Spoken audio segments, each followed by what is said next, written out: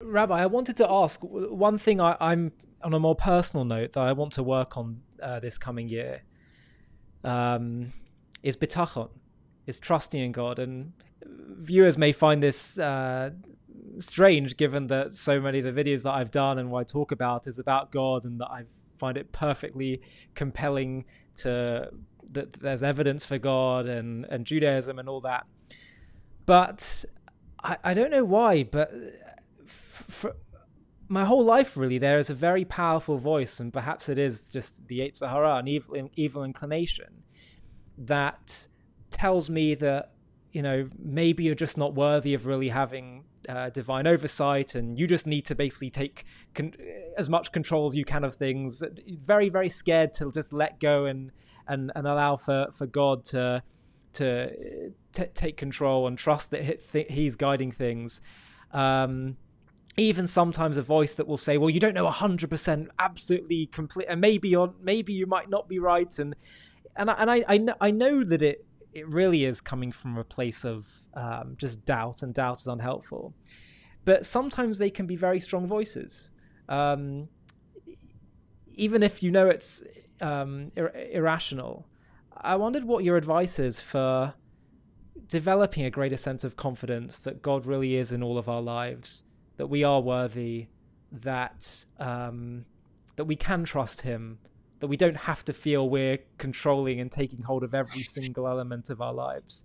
How do I and how do people in the similar boat overcome these voices of chronic doubt and fear and all of that? Oh, it is fear, not doubt.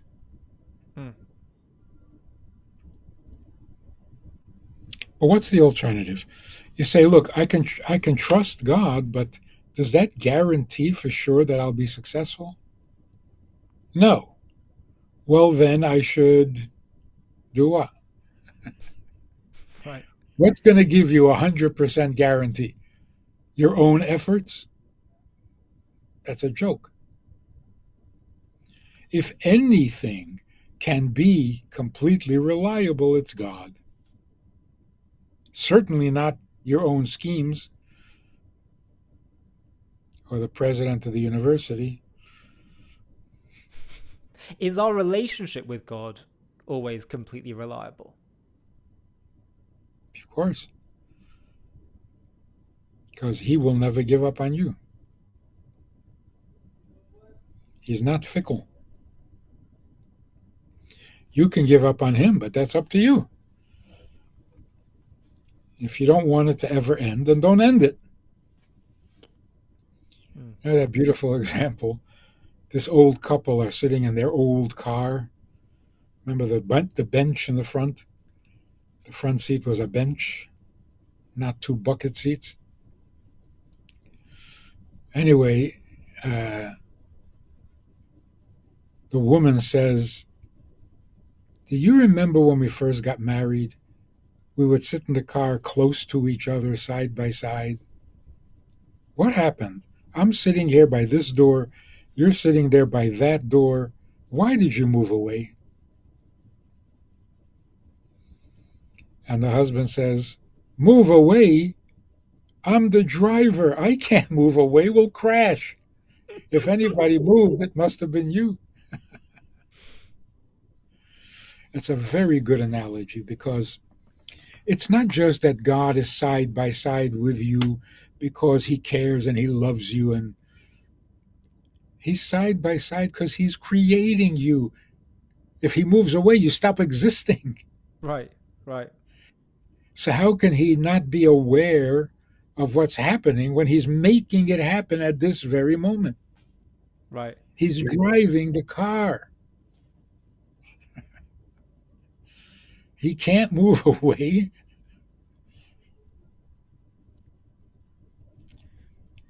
So what gives us the confidence that God will never abandon us? Because if you're alive, it means he hasn't abandoned you. Right, right. I don't know how we I got just this notion of like he created us and now we sort of exist independently. I just heard this interview with Trump. do you think that God saved you for a reason? Right, with Dr. Phil, right? Yeah. Yeah. Well, oh, it's somebody else also. Who else was that? Somebody else. Yeah, everybody asks him that. And he says, for sure. So it's not even a leap of faith anymore. I have to trust that he'll be nice. He has to be. He's driving the car. Right. He's got to stay alert. He's got to know what's going on. So the fact that he is the creator means he's also the partner in the relationship. And it's a relationship he wants. Why would he do anything to ruin it?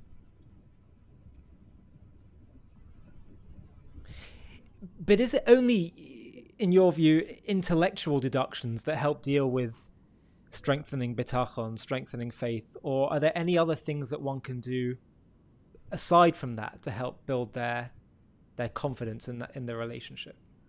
Well, look, if it's a chronic insecurity because you don't think you deserve, you probably have that with your father too. Everybody's going to abandon you if you don't deserve. And then it becomes just a chronic fear of loss. Mm. Then maybe a little Zoloft or something. I don't know. But most of it is in the brain. The belief that I don't deserve, the belief that God can't be bothered with someone like me. So it's definitely part of the hashkafa. And that can overcome the fear or the insecurity. Because I don't think I deserve God's attention. Yeah, but you're getting it. He's creating you. So whether you think so or not, you're getting his attention. So lighten up.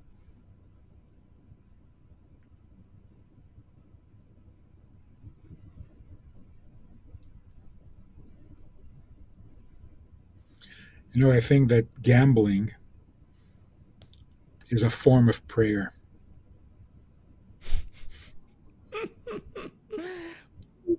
The addiction to gambling is, please show me that you like me. And it's so desperate. You lose and lose and lose and lose, but maybe next time, maybe. And all you're begging for and all you're pleading for is, show me you like me.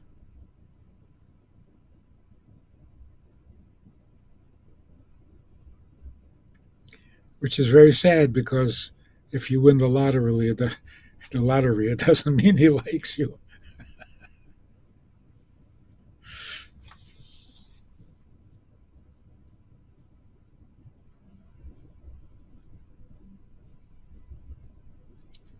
But in our limited imagination, we can't think of any other way to confirm his feelings towards us.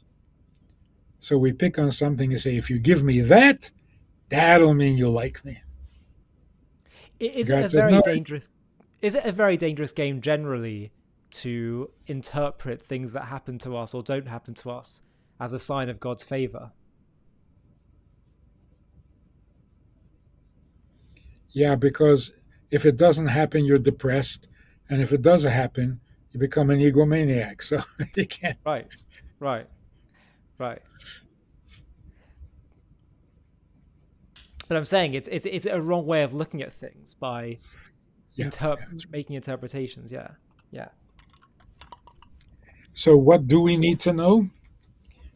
We need to know that we count, not that he loves us. We can't be love-starved because nothing can fill that. It's a bottomless pit.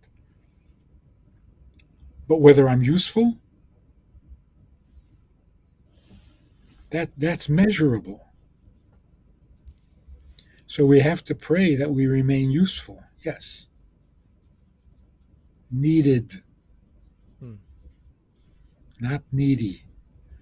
So if I'm praying for love, it's because I'm needy. If I'm praying to be useful, it's because I'm needed. God needs me for something. I hope it's for this. If it's not, tell me. I'll do something else. Right. But it's not an emotional